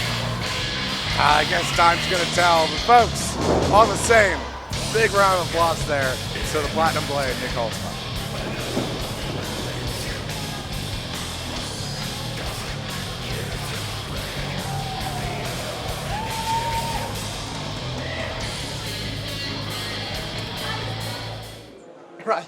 Ryan Michaels, you think you're smarter than me? You think you have a plan, huh? Just because I cost you your championship, that's payback for everything you have done, and then you're gonna make me lose to the pre-show guy? No, I am God's gift to wrestling, God's gift to women, and I'm better than you, Michaels, and you know it, and that's why you've got that vendetta against me. You know that I'm always gonna be above you, no matter what. That championship meant nothing. Everything I have done to you is personal. Michaels, I'm not done with you. I'm coming back. Don't you think for a second you're out of my mind. I will kill you. That wasn't a threat. I swear on my life, your career is over. It is a simple game plan. We work as a team, and we get the job done, right? We know game plan A is what, boys? Win. What is game plan B? Cheat. Did we do either one of those? All right. They had a chance. Shut. Stupid. You get a chance to talk. I understand that Ripper came out and caused us to get into this match. Yeah, Not prepared. Don't cut me off. You put us in a match that we were not ready for, and we come out on the short end of the stick. And I know the problem. I know the problem. Reps. We don't have enough reps. So next month, I'm going to go talk to Ripper, and I'm going to get us into another match, because from now on, it's reps, reps, reps. More reps it is, I guess.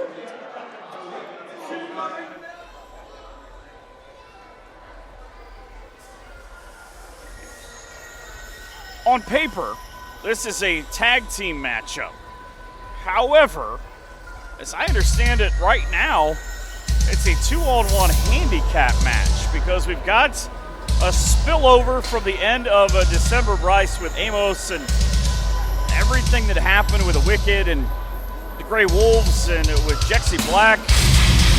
Amos was told, find a partner, come fight us next month. This match is scheduled for one fall. Introducing first, accompanied to the ring by Jexy Black. They represent the Wicked. He's the White Wolf from the Black Forest, Jheras Gray. And from Boston, Massachusetts, he's the Alpha Lycan, Alex Lynch. They are the Grey Wolves. They continue to be nasty and effective, but yeah, we especially saw that in the main event of Winter Wars last month in that tag team main event, the last men standing match. These two put hell to leather to both Will the Thrill and Apollo Star, and it took literal magic. Jheras Gray threw a fireball in the face of Apollo Star, and those two came out on top because of it. And we talked about it. I mean, he once threw one at his own brother. Why would he throw it at Apollo Star? Absolutely. Here's going to be the moment of truth. It's, like you said, as far as we're aware, Amos doesn't have anybody. I guess it's to be expected. You can have your sympathy for Amos all you want, but it doesn't change the fact that for the past however many years it's been, he's been a member of the Wicked and has kind of been a bit of a... Well, and, you know, pardon the pun, but from Fort Ancient, 371 days, Tacoma Valley, champion, he did the Pop Master himself, the Prophet. I don't know. He's got to be friends in the locker room or anywhere. We saw, though, just a little bit of an oddity towards the end of Winter Wars where Amos got beaten pillar to post by the Wicked. But there was a moment of hesitation for Kronos where it was kind of, that's my friend. Yes, but do what you're told, is what Jexy told him. And, you know, he eventually sort of hesitantly acquiesced to what she wanted to happen. And it was just violence. And, you know, Amos really hasn't been seen from or heard from since. And yeah, it wasn't really until just yesterday that he put out the call being, I'm going to hunt for my berserker again, but right now the bell is rung. As like we see, Amos has nobody in his corner. This is a 2-on-1 handicap for all intents and purposes as Alex Lynch launched into Amos. Oh, jeez. Like in the werewolf that comes out at night. Just on a hunting ground right now as he sends Jheras Gray, crashing into the corner. Jheras fortunately went to that turnbuckle. Amos now showing off the reason why he was the member of the Wicked to face Crash Jackson for the War title the other month. That 2-on-1 just, it's not supposed to be a handicap match of sorts where both guys are in at the same, but that move didn't come clean, and look at the power of Alex Lynch. He still was able to throw his tag team partner at Amos. Yeah, you got to think the extra strength he had to use to swirl Jheras went straight into Amos. You know, we said, I don't know that Amos, I don't know that he cares that he's by himself because he's always been kind of an odd duck to begin with, but it would sure be nice to have someone on that other side, and I guess he just couldn't find anybody. Yeah, I mean, and here's the thing. We've seen Amos endure a whole lot.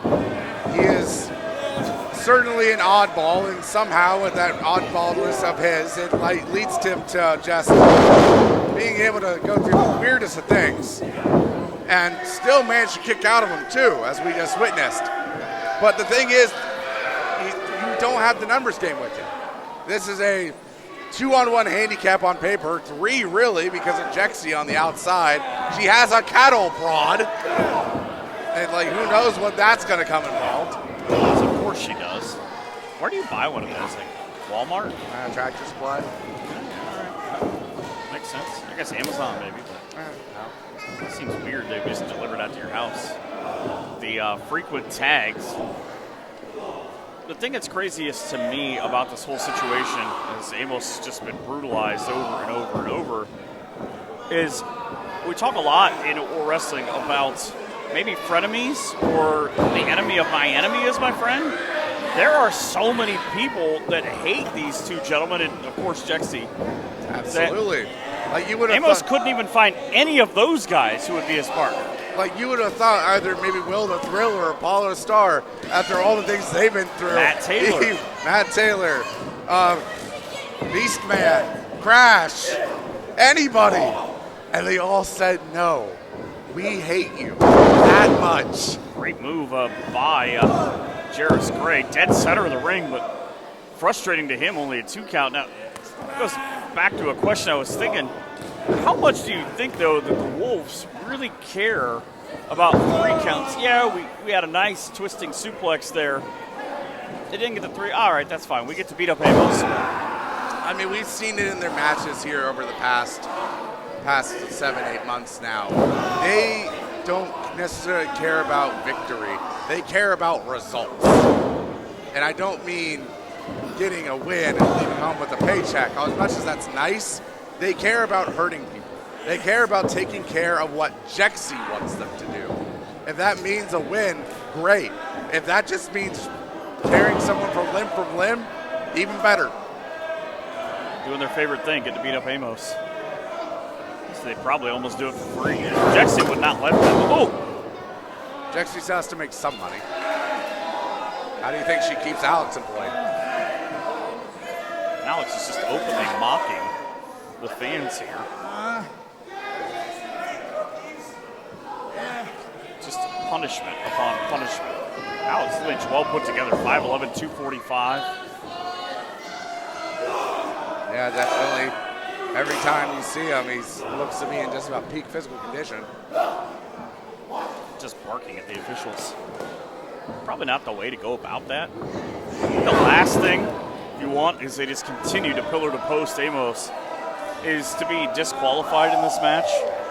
Just the thing of, it's not that you lost, it's that of all the things you're doing, if there's any way you lose to Amos, I don't know you're coming back from that if you're the Wicked. I mean, That's what happens when you're a loser. they've justified weirder things. That's for sure. I'm just saying Jexy's not going to let him come back from it because you saw the reason why Amos is in this predicament himself. That's usually the finish. The kick to the face and the suplex right on top of the head. But Amos managed to kick out. But even Jheras can't figure it out. But again, remember, the reason, according to Jexy, that we're in this scenario right now is because Amos couldn't get the job done on multiple fronts and multiple opportunities. She says he did this to himself. Yeah, and now in her words, this is him being made to pay. This would be an STO, but a backbreaker, and Amos. This goes back to a match that we were talking about earlier on. I don't know that long term, you maybe. I know pride is a heck of a sin, but maybe just think about throwing this one in because you don't have a friend to help you right now. You have to think about your own health. Yeah, I mean, Amos is someone who is dead set on his own vision of what he has in store. If it does not align with what he has in his brain, he won't do it, even if that means putting himself at great harm. I don't know, you can't be the pop master if you're dead. It's not going to work that way. Can't be the pop master if you're trying to talk sense to him. Can you imagine what goes on in his head? That is, I had business dealings with Amos once upon a time. I tried. I couldn't make sense of it. All I know is he won me a championship once. Because you're a loser! Fair enough. Usually successful is his MO, but right now just being beaten repeatedly. Oh, and they made a mistake. Amos, beautiful double DDT. Now he's got to be able to capitalize on it. That's the problem. He's gone through so much of this match that I don't think there's any gas left in the tank. No friends again in sight. Only enemies everywhere across the building as Lynch trying to fight himself to his feet. He usually loves to spear out of that corner, but Amos fights him off, just slapped him in the face. You heard Jheras coming as well. A back elbow for you, sir. Hey, did he just taunt Lynch? There we go.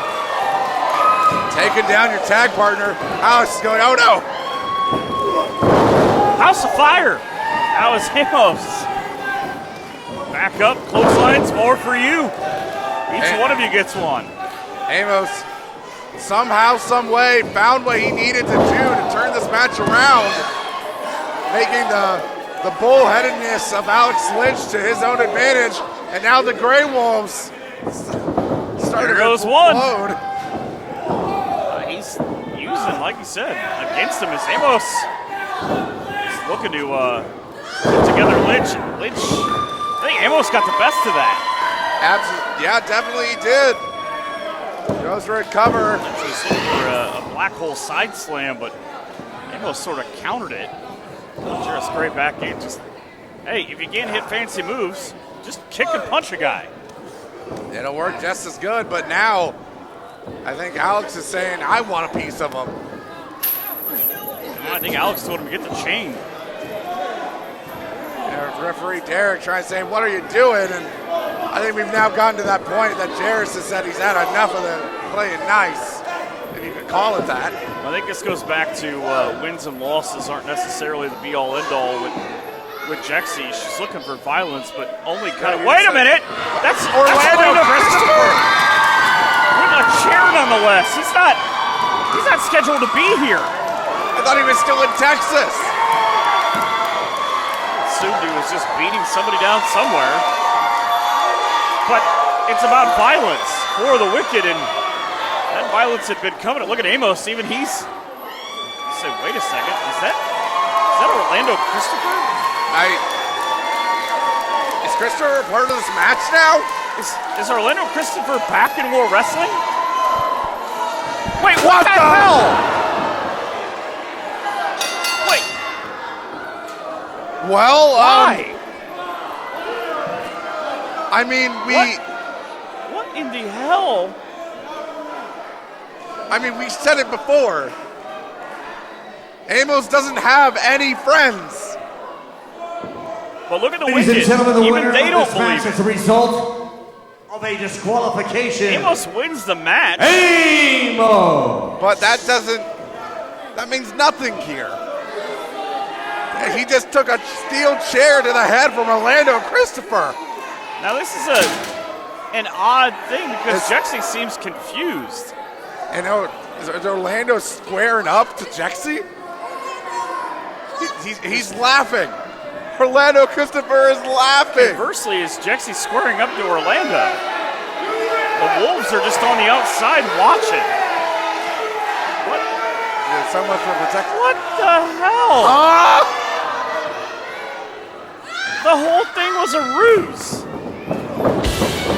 Orlando Christopher is a part of the Wicked? Wait a second. Orlando Christopher, the Triple Crown champ, the World Wrestling Hall of Famer. Jexy screaming, I always get what I want. While you were away in Texas, what did you talk about with Orlando? But if you remember, Orlando Christopher has said repeatedly, Oh, no. if you're dirty once, you're dirty always. And it appears he's going to try to... come on. No, don't. Seriously. They tried to break his neck. You sick sons of... And Orlando Christopher just mugging the cameras as if he's proud of what he's done. Referee, security team, you gotta do anything?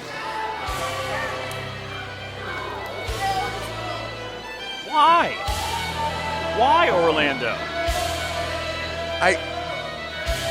No love lost isn't until February, but it would appear that the Wicked have arrived in 2026 in the form of Orlando Christopher. And he just spat on Amos' face. Of course he did. What a despicable piece of garbage. I think he might have heard you.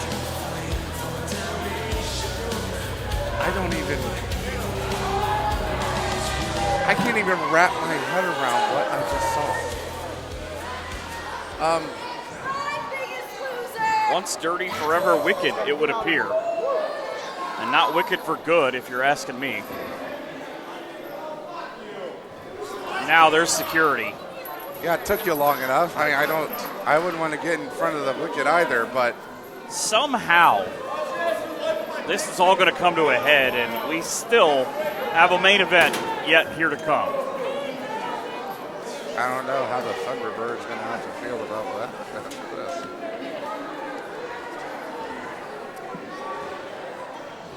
War Wrestling, we just kicked things off with a big bang. Nick Ultima is kicking it into high gear as I just defeated 3 of the best in the Midwest, and I'm going to carry that momentum going forward into the next year. And I think it's safe to say that I am a mainstay on this roster. Stay tuned, because I'm going to keep this jackpot rolling.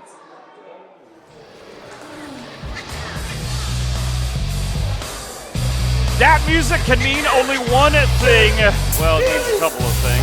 Introducing first, But first of all, this is challenger main event time. The other, in this match for the War Heavyweight I don't Championship. know. Representing the crew champion of War Wrestling from Akron, That's what this is. Ohio, Thunderbird J.E.Lee. There are massive quotation marks around that title he just said. Jake Ely, of course, back a while ago, won a championship opportunity of his choosing. He chose, he quote unquote, used it at our last event, Winter Wars. Proceeded to demand a count-out victory against Crash, who is in the hospital injured. Quote unquote, not a work, by the way. Real life, he had a medical emergency. He was not doing well, and this jackass decided that he was going to try to take advantage of that because he doesn't understand how, I don't know, humility or being a human being works. Nor does he seem to understand how winning a title works, because you don't win a title on count-out unless it's stipulated. So he proceeded to, quote-unquote, win, and has now been squawking about, saying he is the War Heavyweight Champion. I just heard him say to the fans, I beat his A once, I'll do it again. From Salyersville, Kentucky, he's the king of the horses. He is a whole lot of dude. The War Wrestling Heavyweight Champion, Crash! Oh, snap! Crash doing See what Crash brought out? Yeah, he's doing a bit of a throwback. He has both the modern and previous iterations of the War title. And I will still say, the previous belt is still one of my all-time favorite independent wrestling belts. Crash just said, he said to Crash, rather, Jake Ely, I will beat you and take both of my titles. The problem with that, of course, being that neither one has ever actually belonged to him. Yeah, I have one expectation in this match, and that is for Jake Ely to be flung into the rafters next to that red ball that's way up in the ceiling and not come back down. I think they're going to find him somewhere 3 counties away. He said he's from Akron. They might find him somewhere in Akron. There's going to be a whole lot of pain for the Thunderbird. I would just like to see us get through a championship contest with no insanity happening. Well, there is, as any of our eagle-eyed viewers might realize, conspicuous by their absence is every other member of the crew. How long that will last, we'll find out. Of course, Jimmy Shane is still banned from War. He still is suspended. Smartest thing that River Blackheart's ever done. But the tag team champions are not here. I gotta imagine after their win earlier, they hit the ball. The Thunderbird again, 27 years old, the former OCW Heritage Champion. Give him credit, again, whether dubious means or whatever. He did win the War Rumble to get to this point. Now there's a couple of questions about how he did it, but again, the record shows he won, got an opportunity. You talked about it earlier on. He used it. But River Blackheart, I think, was at the point where he said, you know what, I just want to see him get his teeth kicked in. Crash, have at it. Yeah. Crash is just saying like, all right, you want to do this? Let's do this. Ely, I don't know what goes on in that bird brain of his, but he's ready to go. He's ready to fly. Crash, the 16th man to hold the World Wrestling Championship, the 19th champion, as we've had a couple of repeats. Oh, he threw him so hard. They found him in Shawnee. Look at Crash just chuckling to himself. What do you think the game plan, though, is for Jake Ely? I mean, it's got to involve the crew somehow, right? I mean, absolutely, they will be doing something. He's outweighed by at least an entire Jake Ely. Probably two Jake Elys. There is not a match that the crew is involved in where all of them are not somehow enraptured with one another. But he's got to watch out, though, because he might get counted out. Yeah. Now, putting them aside, if we're being realistic here, the best way that Jake Ely is going to get to a victory in this match is probably by taking out Crash's either his legs or the shoulder that he seemed to have been having trouble with recently. Crash has been off and on having to wear a sling over the past year. He still continues to wrestle, but he is still, that is a prime target. But Crash, I know it's because he's built like a brick house, and this will probably do nothing. But are you sure you want to give Ely any sort of opportunity? Well, it doesn't seem to be working now. I was going to say he should try for maybe, the Jake Paul approach and just run around the ring for a while and see what happens, but it didn't go so well for him. Time eventually caught up to him. Got to feel like that's maybe the same thing. And did Jake Ely just fly out of the ring? Yes, he did. The King of the Thunderweights, trying to find himself as the war champion for the last 225 days after slaying the mighty Beastman in this very ring in a matchup that, well, we didn't have most of the ring by the time it was over. Yeah, Lee took the whole thing apart just about. Crash looking to fly.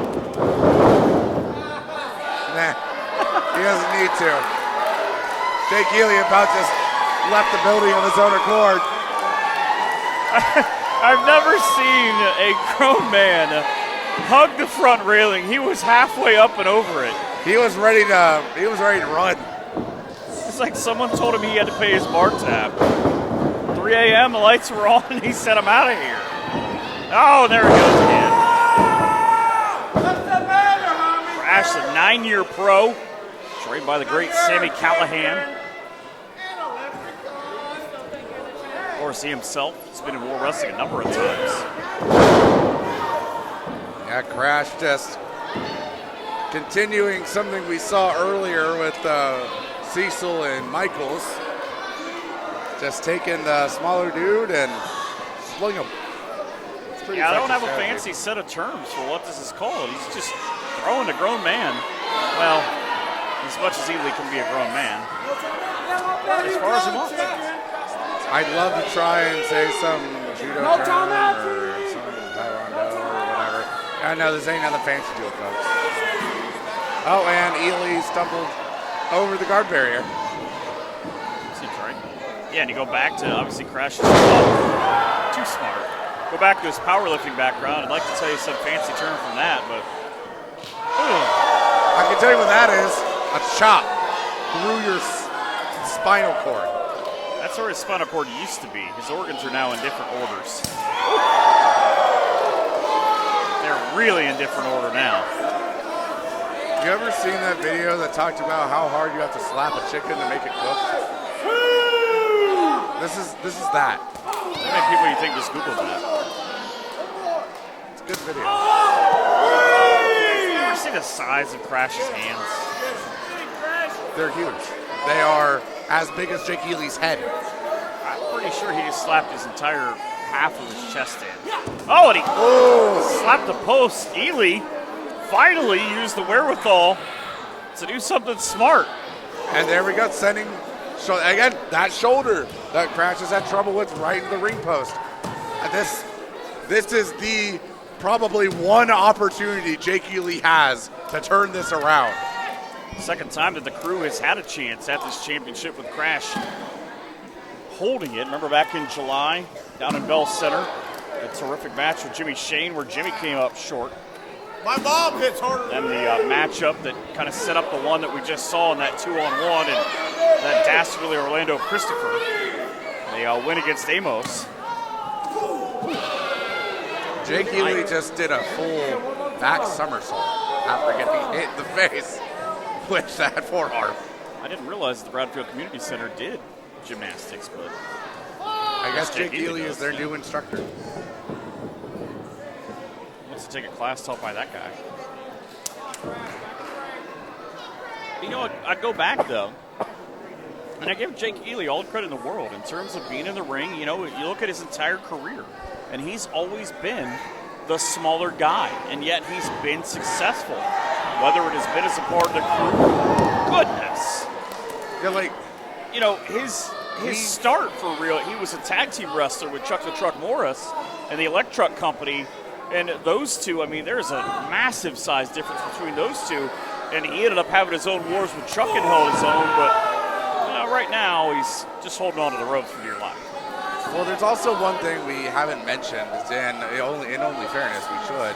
It's that since Jake Ely had won the War Rumble to get this opportunity, he hasn't lost. Somehow, some way. Is it usually involved the crew? Sure. But he's not lost a match in over half a year. But the defiance for Jake Ely, he just, oh, good Lord. He just said to Crash as Crash leaned in, I just want my championship. I am the champion. That's probably why he just got knocked across the ring, but just whether you want to call it stupidity, arrogance, self-belief that he has in himself, and he will now be playing the part of a puddle. We've had that role reprised a few times today. My watch tells me it's loud in here. Terrific crowd here rooting on, I would say, 105% for Crash. Here comes. Yeah. Oh, right there, Jake Ely. Fell down. Great divine intervention in the form of gravity to save Ely from Crash. He was using the ropes to hold himself up, and he just fell down. Now the wait. Jake Ely was, official said a 1 count. He was almost the actual World Wrestling Champion. Jake Ely inclined, getting his legs up on the rope, almost did a handstand to do a pin. Imagine if he did that. He almost flew. Quite literally. Cacaw and all that. He's just sawing away. Michael, you know what I feel like this match is akin to? When you fight your little brother? Well, that. I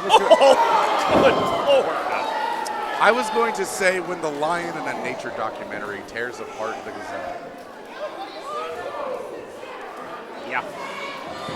Except for Ely, it's got to feel like there's a pride of lions ripping him apart. And we're the narrators. And now you can see as the lion stalks its prey. You see out here in the Serengeti as the wild Crash stalks his prey. The Ely knocked onto the ropes. Nowhere left to run. Is now fallen victim to its ultimate fate. No friends in sight. The Ely in the wild rethinks how it got to this point. The Ely sees its life flashing in its eyes and thus fights for his last chance of survival. And again wonders, how did we get here? He's just daring him at this point. Are you kidding me? Youthful exuberance or stupidity? I know we're supposed to take this as seriously as He possible. just said again, I am the World Wrestling Champion. Crash said, okay, bud, go again. Oh, dumbest thing you've done today. I'll give him that. I felt that one up here. Now he's like a Paul brother. He thinks he's a boxer. Oh, no. Oh, Jesus Christ. Are you kidding me? Hey, ref, check on him. We're done here. Ref, just ring the bell. Just ring the bell. He's out. Okay. I think the referee is also done with Ely's antics as we are. I think that documentary went to commercial. Yeah. They saw what was about to happen. There Crash with a full head of steam, and he missed on the splash. That would have sent us home looking for more footage. Crash now, hugging at his center there. Something might have gone wrong there in that unfortunate landing for him. Ely now, I think, is realizing what's happening. I got to be honest with you. I think he might have landed on that chair that John Paul left in the ring earlier. Or maybe those weights that were down there. Yeah. I mean, you don't mess around with that. Crash will be able to deadlift that with no problem, but... Is Ely playing dead? Or did him giving those headbutts damage him? Crash is maybe as insane as Ely is in a certain way that he's trying to slap himself back to health. Oh No. Think about your future. Pads are off, bud. Because if you don't think for long, you're not going to have a future. Your future's going to be yesterday. Oh, slide out the back. Oh!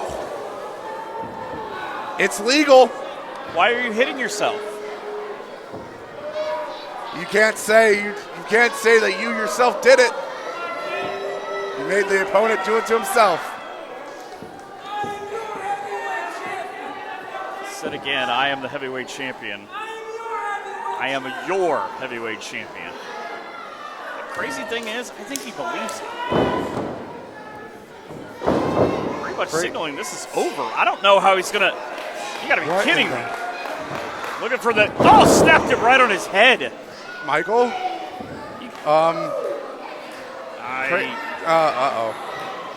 I was about to say, crazy thing is, I'm starting to think he might be right, but I am turning that tune around really quick. It was at that point.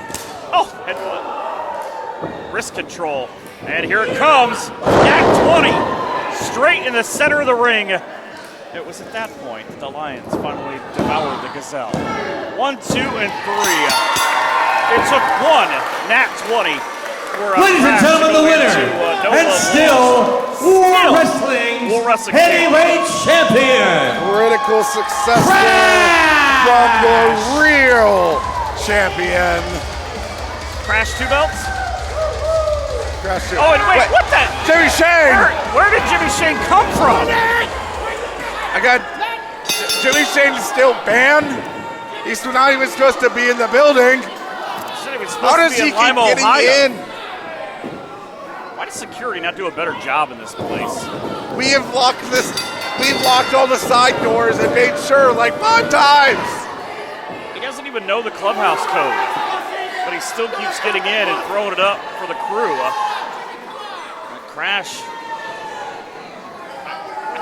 I don't know what's going to happen, but Jimmy said, "Let's go," and Crash. He's not. Oh, Jacob, this is just not smart. Jake,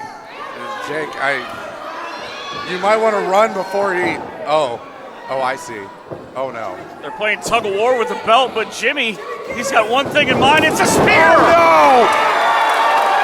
Ely's soul out. I think I just saw Ely's spear get knocked out of him. His soul has left his body.